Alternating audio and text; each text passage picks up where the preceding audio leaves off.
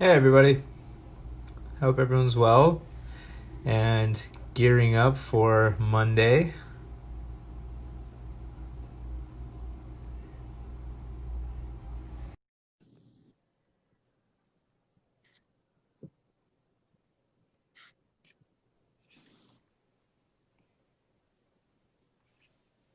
All right. So can you still hear me?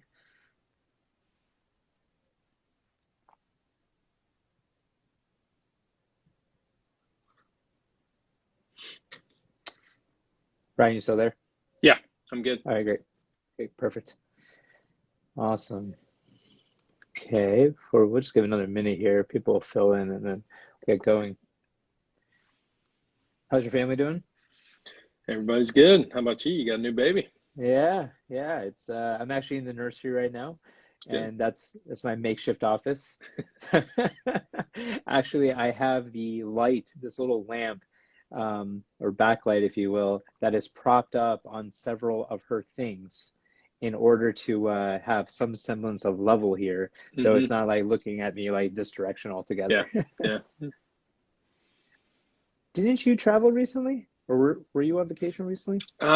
We've done some just kind of local travel, Okay. family stuff to the beach, and Yeah, just trying to get out of town and s- hit a sure. couple lakes nearby and that sort of Right. thing.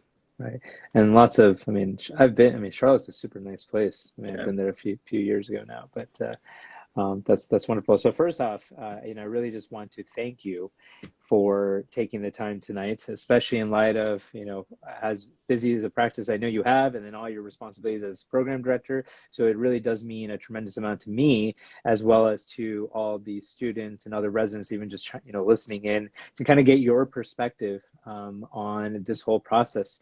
So without further ado, I want to introduce everybody to Dr. Brian Scannell, who is the program director at Carolinas Medical Center slash Ortho Carolinas for the residency program there. Dr.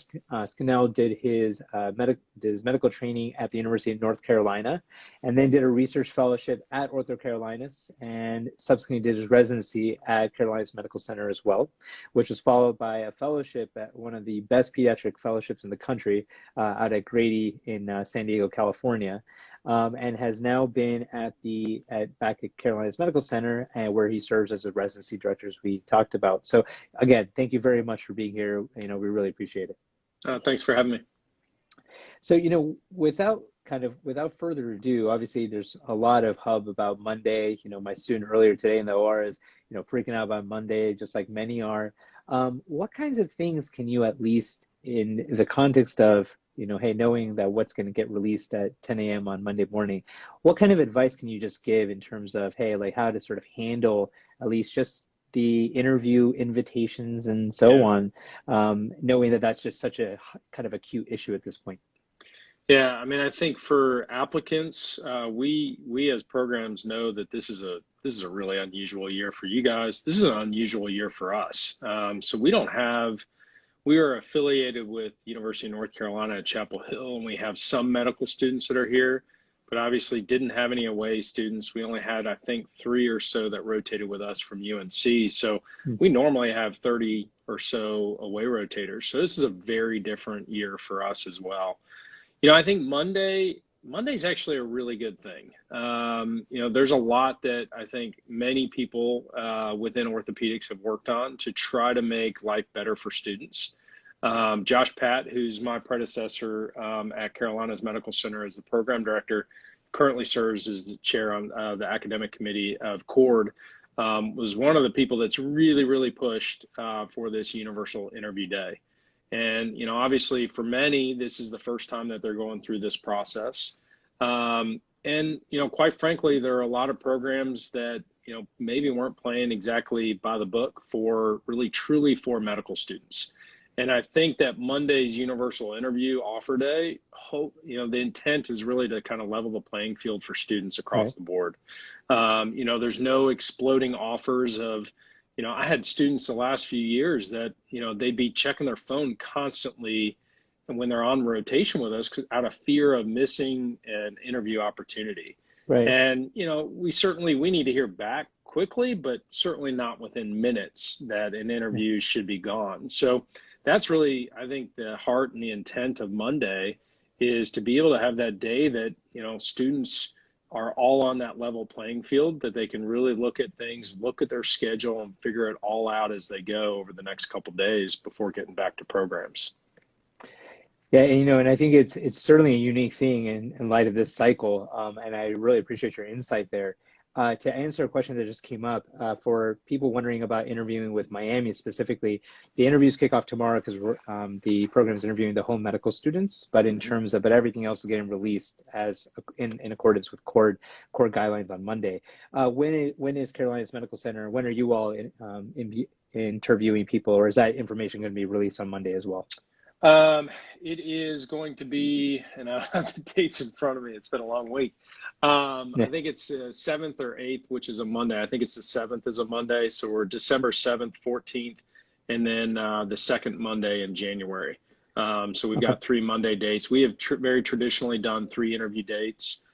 We typically bring in 25 each day, and obviously we'll be bringing them in virtually this year. But we're trying many of the things with our actual interview day, we're trying to keep the same to try to, I think all programs are really trying to get, their own culture, their program culture out to applicants. Because I think that's what, applicants need to see. That's what we need to be able to present so that, we can find that right match with the applicants that are out there.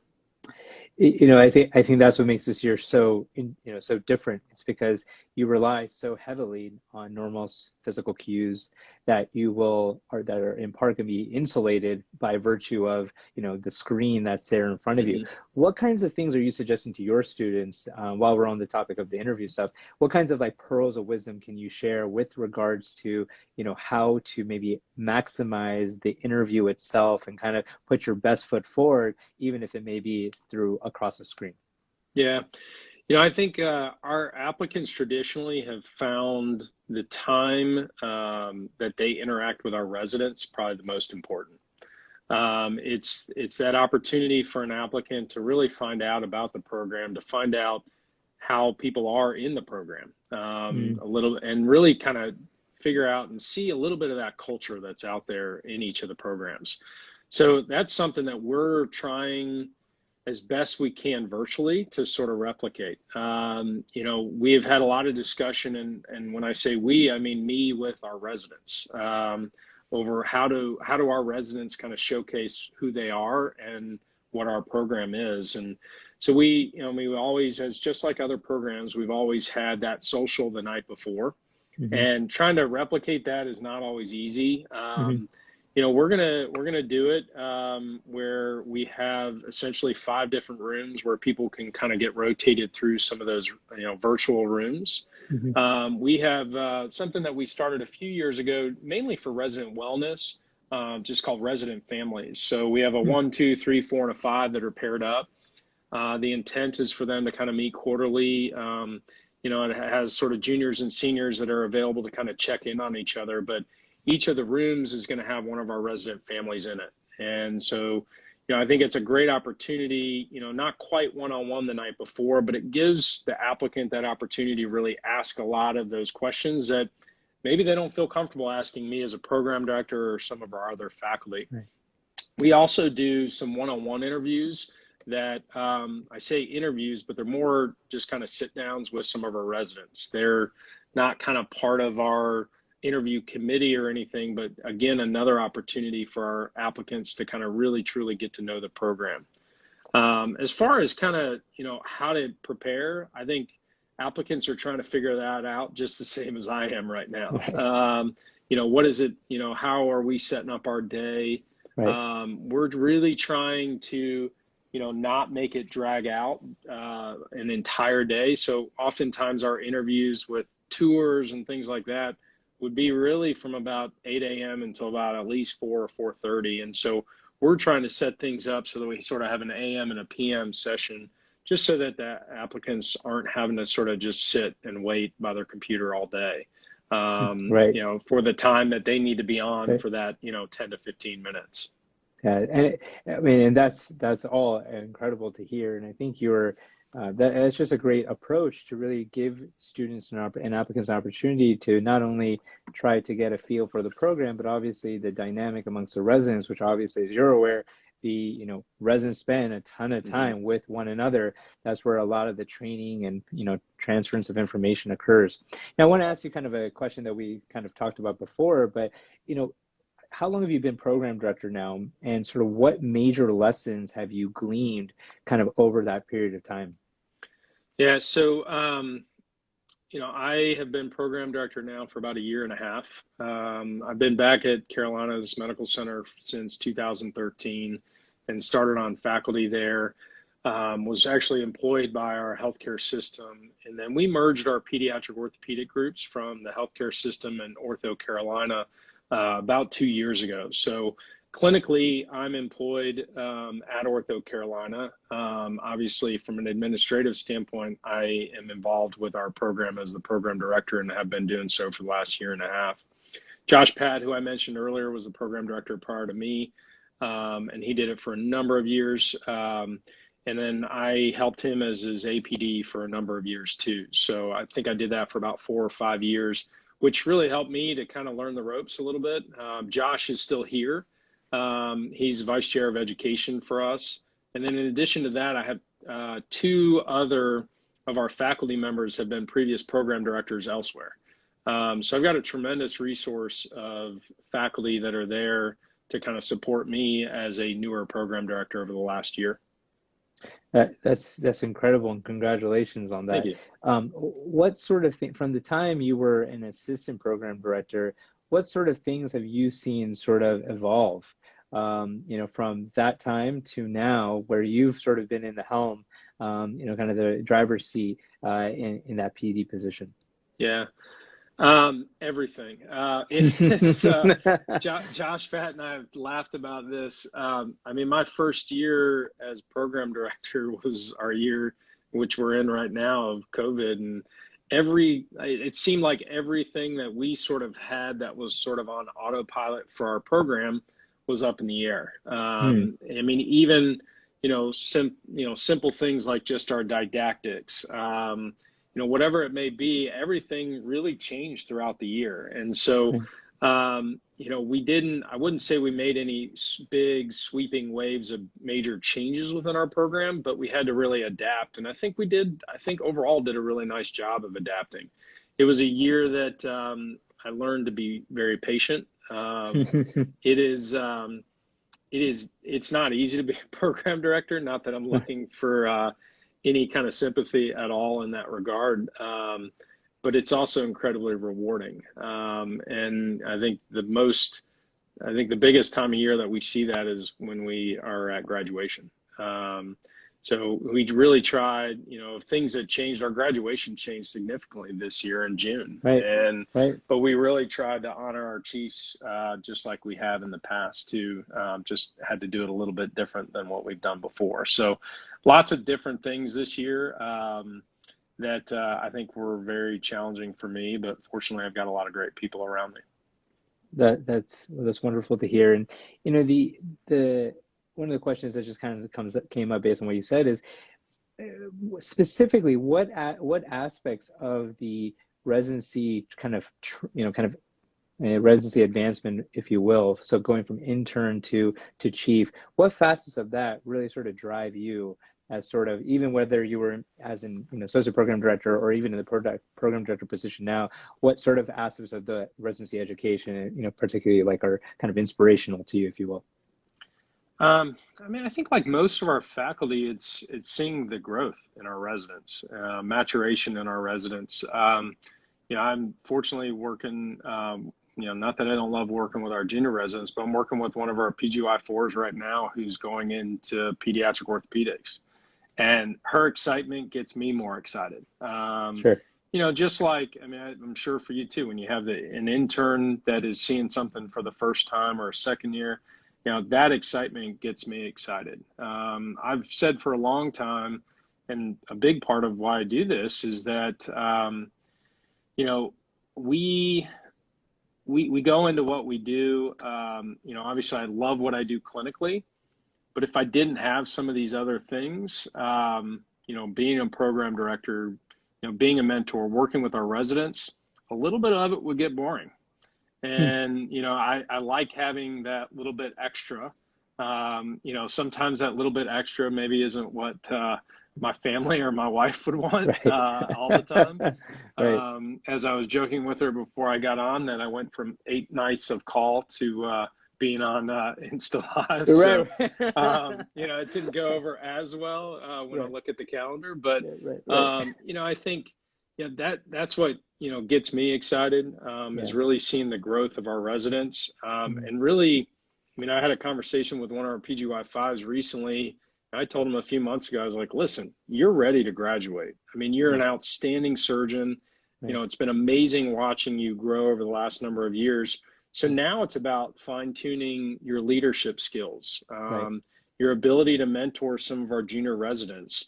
And that's where they're going to learn a lot beyond the orthopedic side. And I think that's a big part of what CMC is and what we try to push our residents into situations like that. And, many of our current senior residents are in that situation. So that's incredible to hear, and kudos to that PGY5 in particular. And on that note, what kinds of things, so obviously we're talking about growth, and so lots of students are excited to kind of start that process themselves. So what aspects of what kinds of things draw you from the residency applications? What kinds of things are you looking for in your next batch, if you will, sort of the class of 2021? Yeah. I would say we don't have a mold that we are recruiting to at CMC, and Dr. Pat and many of the other leaders before even him and I have been involved really sought out trying to make our program a diverse program. And I think we've seen a big change with that over the last number of years. So, I think we, in roles similar, in roles like a program director, we really, we have that obligation, I personally feel, to our communities to train a diverse group of physicians. And orthopedics as a whole is not, quite frankly, there. I think we've made some improvements in certain areas, but we need more women. We need more underrepresented minorities. If you look at the patient populations that I see on a daily basis, and I'm sure that you see too in Miami. We need, it is clear that patients love to see physicians that are very similar to them. And, I can, as a white male, I can be a great physician for a young Black girl or a Hispanic female. I can do that. But, I think we have an obligation to really create a diverse working environment for orthopedics. The other piece with our program, we have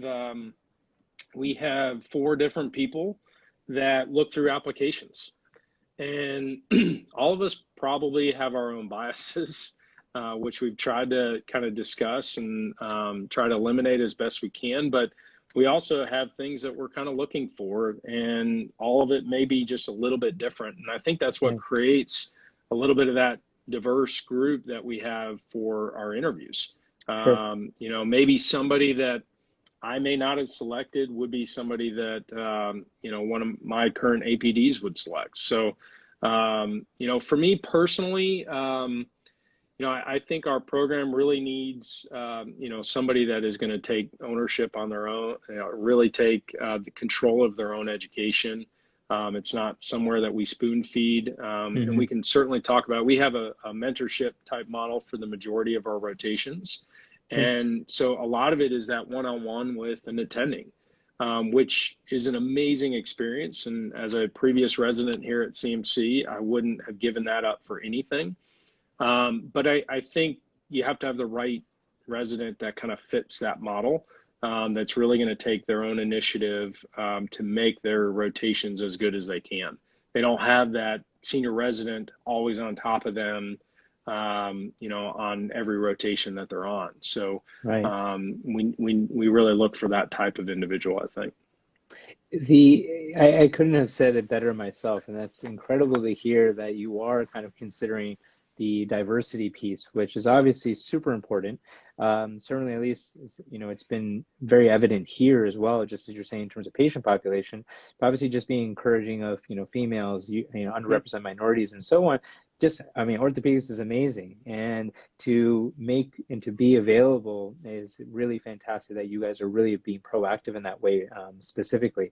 When it comes to, reapplicants, so those who haven't matched, which may be obviously a handful of folks, how do you look at them any differently? Are there certain like reapplicants that you're more likely to look at than others? Any sort of thoughts on that?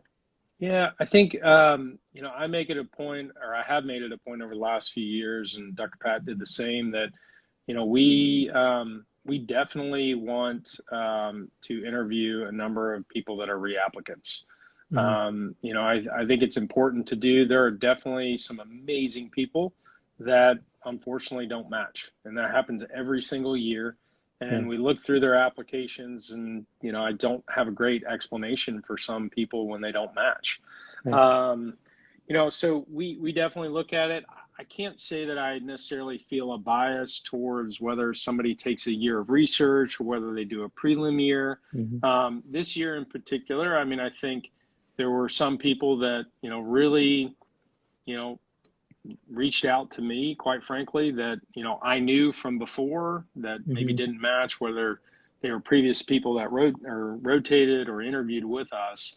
Those are individuals that I definitely have on my radar a little bit more. So I think for people, if they don't match, I mean, I think it's looking to some of your mentors and people that have helped you along the way, and finding out, like, is there truly a weakness within your application that needs to be a focus for your year?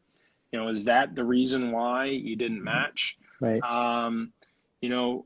For some, it may just be a few off days of interviews, and it's as simple as that.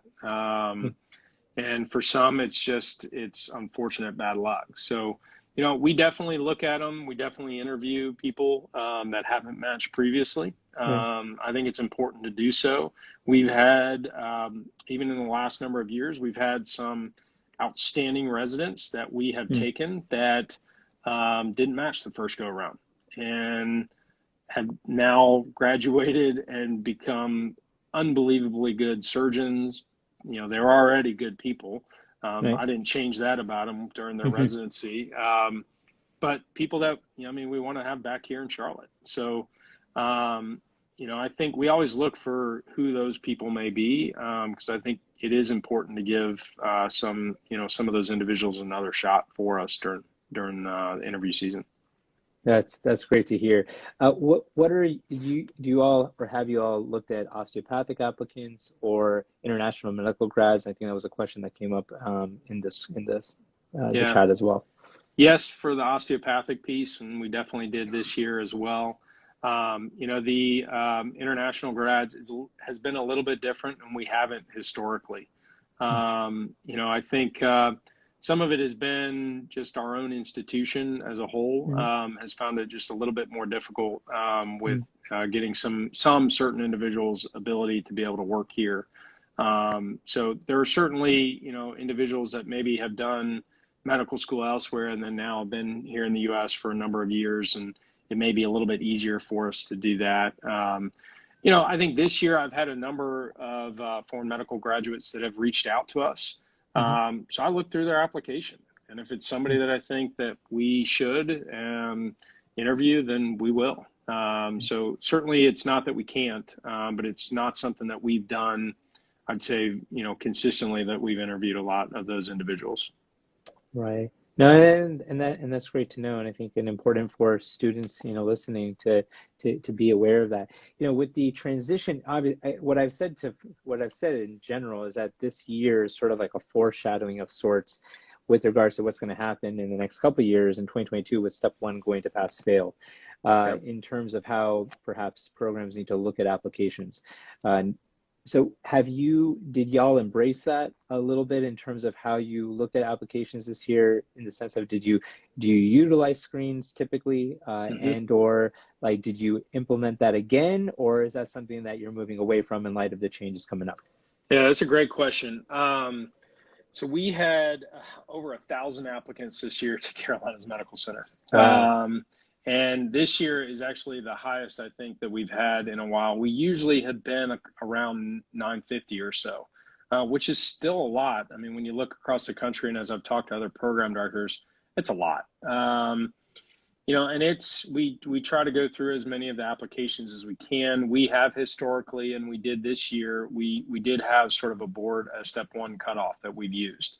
Hmm. I'll tell you, it's not crazy high with the scores that I'm seeing from all these Right. unbelievable applicants. Right. It definitely, there's a small group that it does eliminate initially. Hmm. However, if individuals have lower scores, you know, if I get a phone call and I look through the rest of their application, they're in the same boat as anybody else.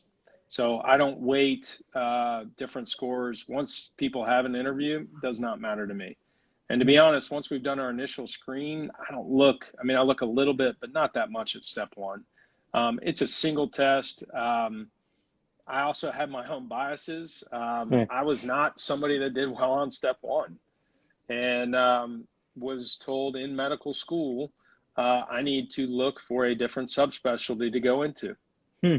And not that I'm trying to pat myself on the back, but I think I did okay, and Yeah. made it through I would agree. regardless of a single step one score. So I definitely we do use it. It's not the end all for us, and we definitely look at applicants that are below that if they're individuals that reach out to us, and that's what we've done again this year. Moving forward, I haven't had a lot of discussions with our academic leadership team Hmm. about how we want to do that.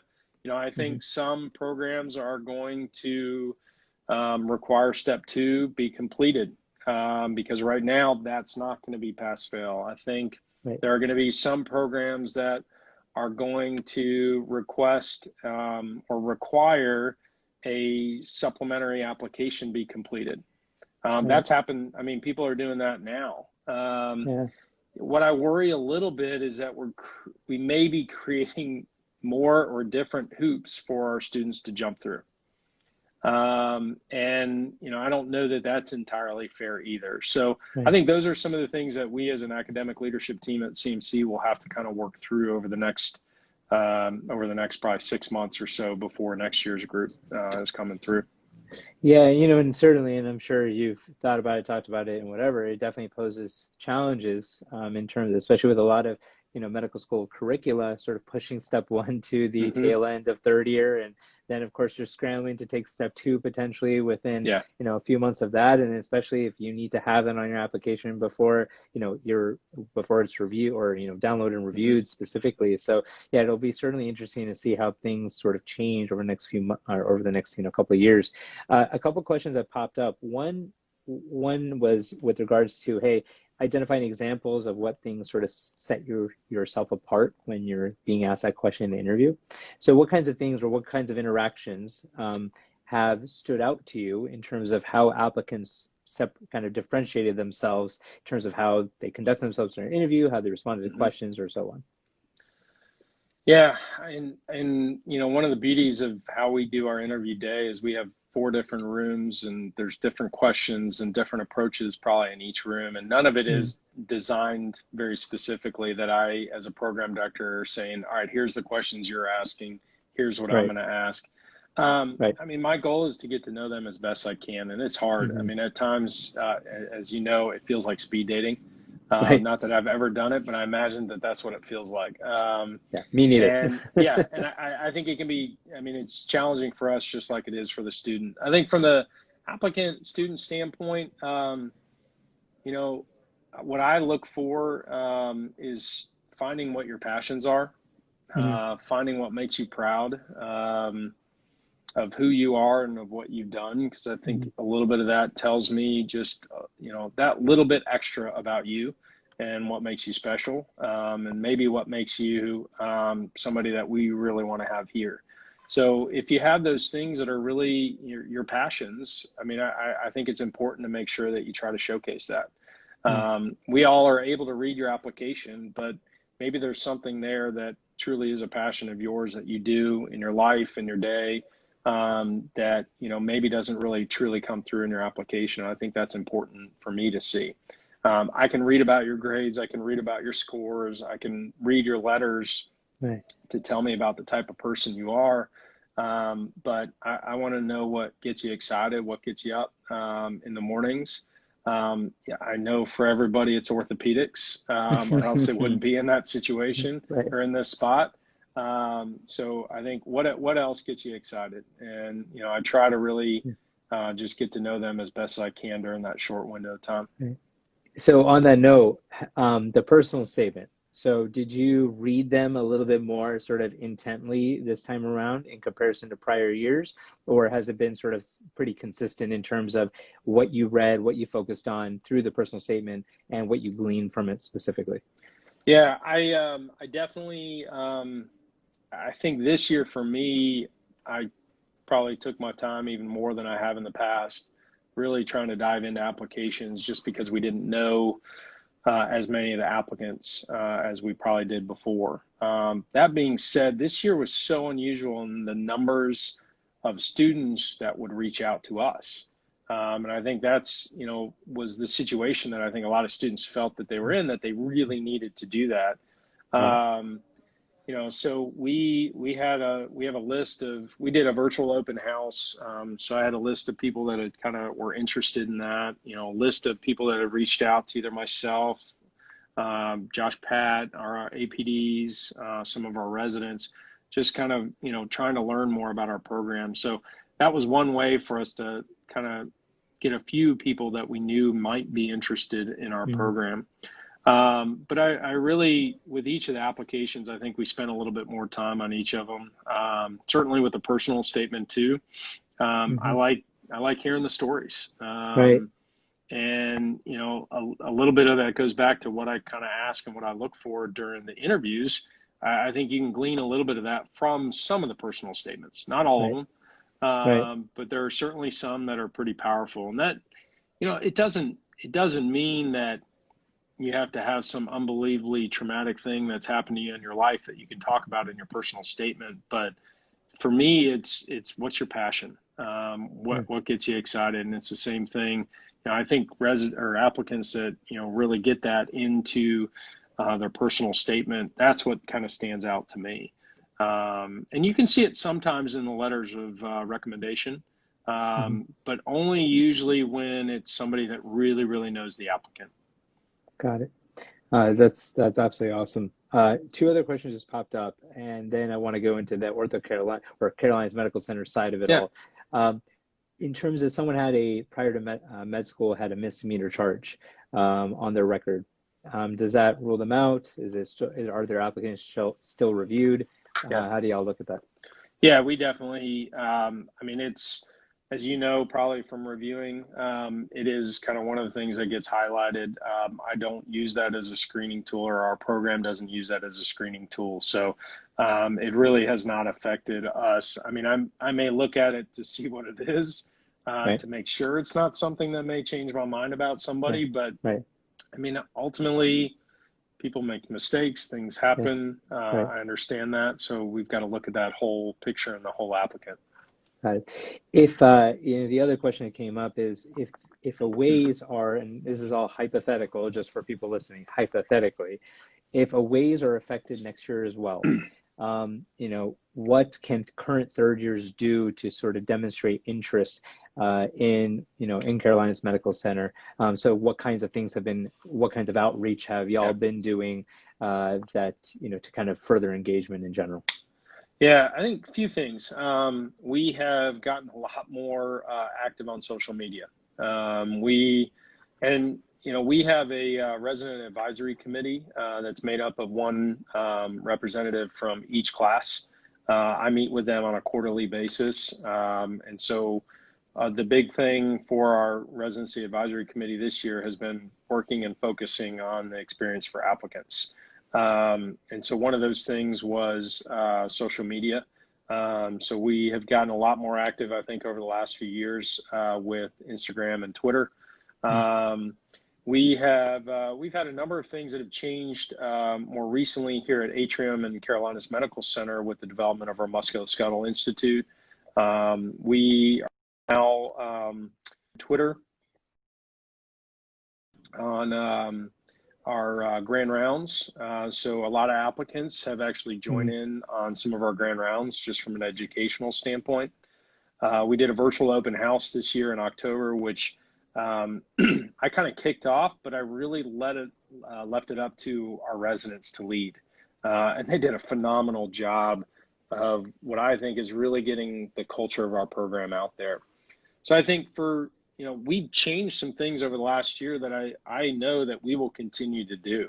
I think a virtual open house is an amazing thing to do because not everybody, I think we normally get around 90 to 100 away applications a year.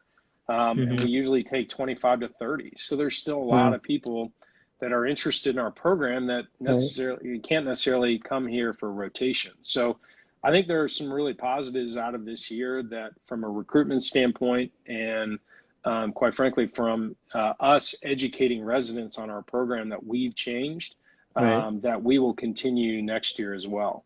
I'll be honest, the challenging thing I think that I have encountered as a program director is a lot of people just wanting to talk and express their interest. And I will tell you this year, I have done it as pretty much every single person that has reached out. I've done my best to try to do that, but it is hard. And, when you look at everything else that we're doing, that becomes very challenging. So what we did is I basically got a group of our residents and I reached out to all of our residents and I said, who is sort of willing to kind of communicate with some of these applicants? Right. And so our program coordinator was sort of putting applicants in touch with residents first. And then of course I'm happy to talk to anybody, but it becomes a lot if I've got, 100 different people that are wanting to talk to me about the program and hear about it. And I definitely did this year. And then I talked to some amazing people and some of them are people that we will probably be interviewing. And some may not. But it's definitely, that part has been very different this year. I'm not sure how we'll approach it next year. I was driving, actually, you were asking earlier about a vacation that we went on. I was driving to the beach with my family and I had actually set up with 3 or 4 students. I said, all right, I'm in the car for 4 hours. I'm happy to talk with you. So I talked on the phone for about 3 hours with applicants, which was great. And I got off the phone and my wife, who's a physician as well, said, who are you talking to? I said, oh, these are applicants. And she said, they just call you now?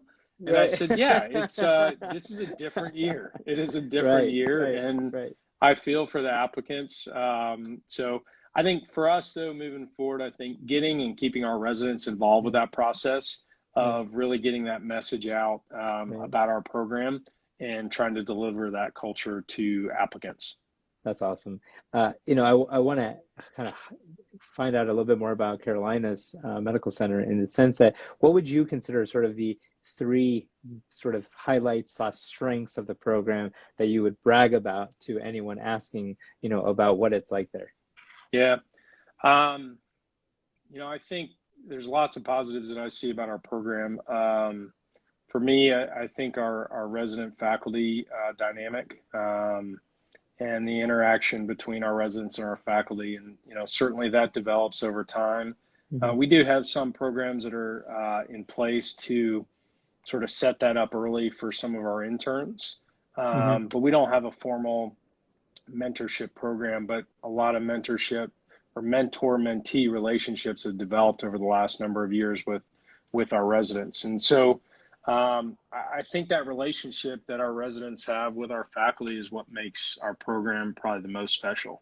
I sit at our clinical competency committee meeting and the dedication that I see, out of our faculty and the care that they have for our residents and wanting them to succeed, is just something special. And so for me, I think that is probably the number one piece.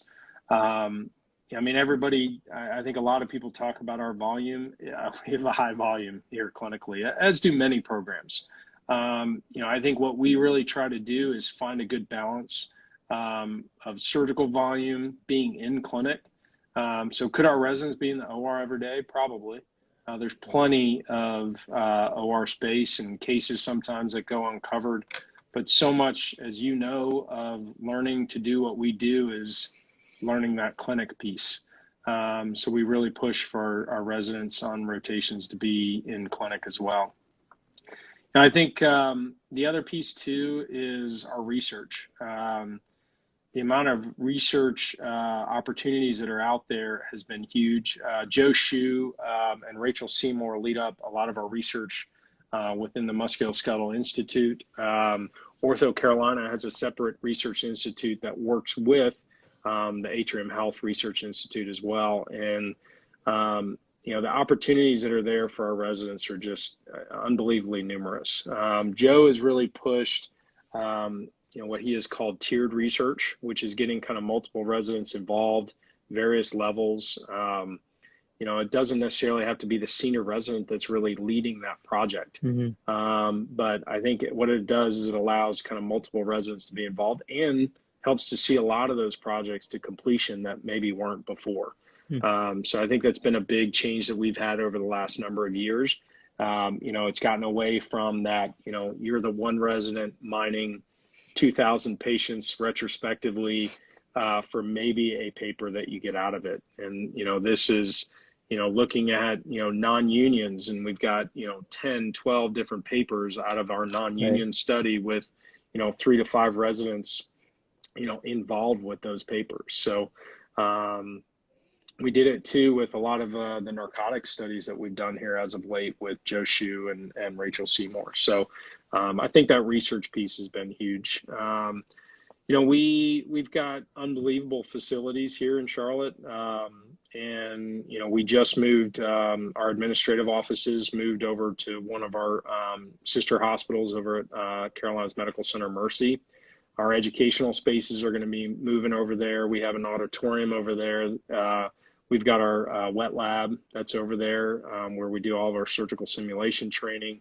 And then we'll be building a brand new little conference room for our residents and some other things over there too. So, I think that's the part that the residents were like, well, how do we show that this year? Because we do. We've got great facilities, and I think our healthcare system takes really good care of our residents overall. That's absolutely amazing to hear. A question that came up was, I guess, something about Atrium and Wake Forest.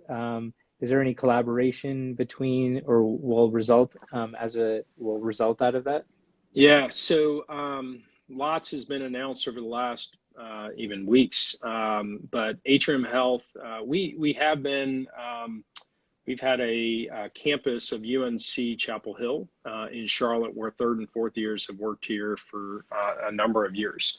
Mm-hmm. Before they even had sort of that established campus here, I did a number of rotations when I was a UNC student here in Charlotte, mm-hmm. And so did my wife too. Over the last number of years, we've had a great relationship with UNC, and the politics of that is much above my level of pay, but moving forward, Atrium is partnered with Wake Forest. So Wake Forest School of Medicine is going to be building a 4-year medical school here in Charlotte. Wow. Which is really, it's going to be pretty amazing. I think it'll be, we're still trying to figure out what all it will mean for us. Mm-hmm. From our residency program, and are we paired with Wake? I don't think that'll be the case. I mean, I think we're 2 very distinct residency programs. The schools of medicine in Winston-Salem or in Charlotte will be very distinct as well, I would imagine.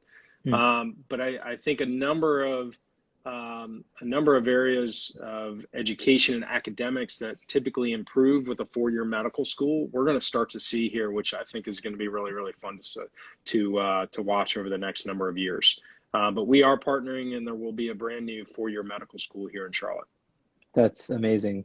What kinds of things, or what's a clinical exposure like, whether it be the operative experience or even the clinic experience, in terms of the rotations, or even kind of maybe elaborating on that one-on-one sort of mentorship apprenticeship model you were talking about earlier?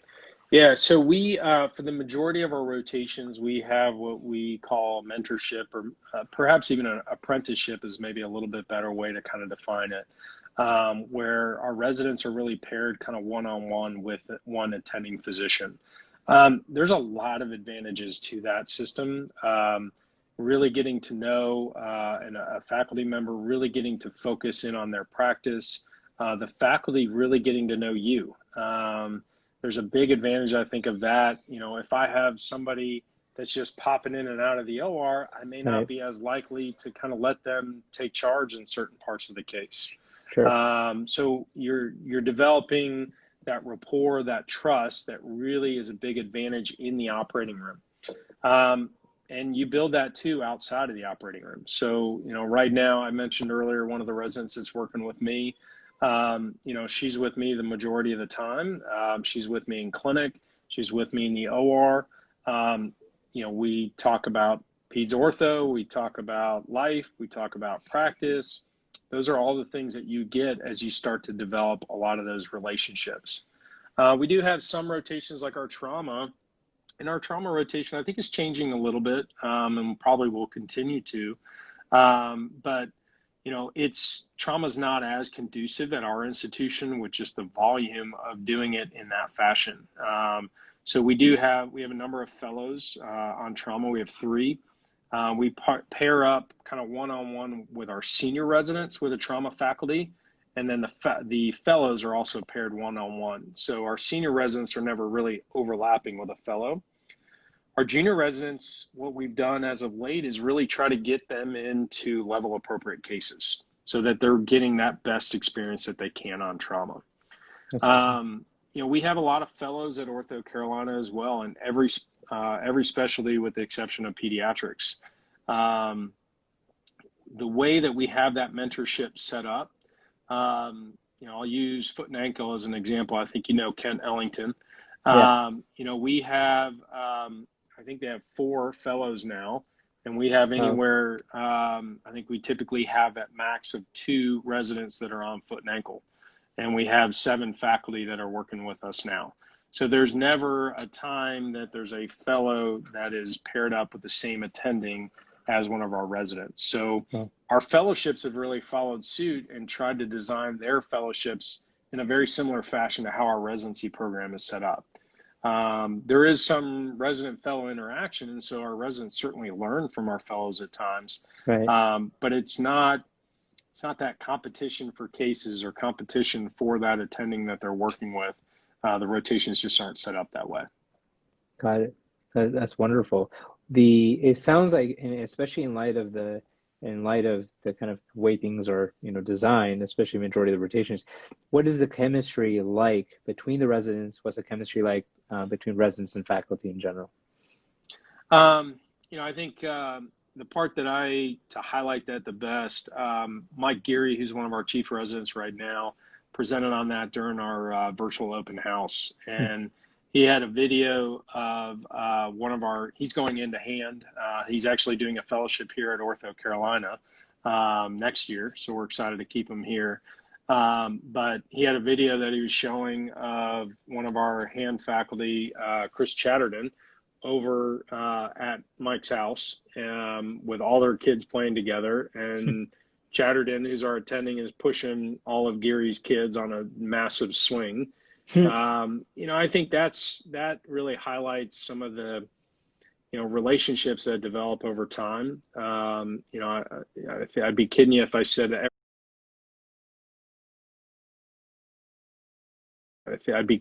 said every intern walked in and had that immediately, because those are relationships that develop over time.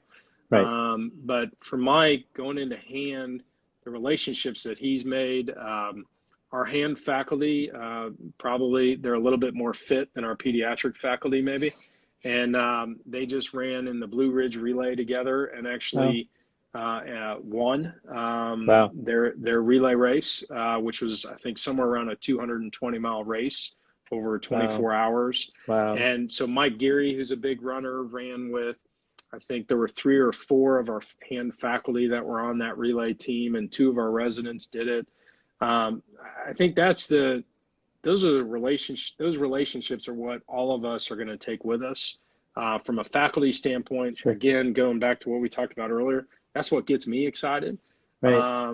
From our residents, that's what they're going to remember, and those are relationships they're going to take with them into their careers. These are going to be people that they're going to reach out to when they have questions, concerns, problems.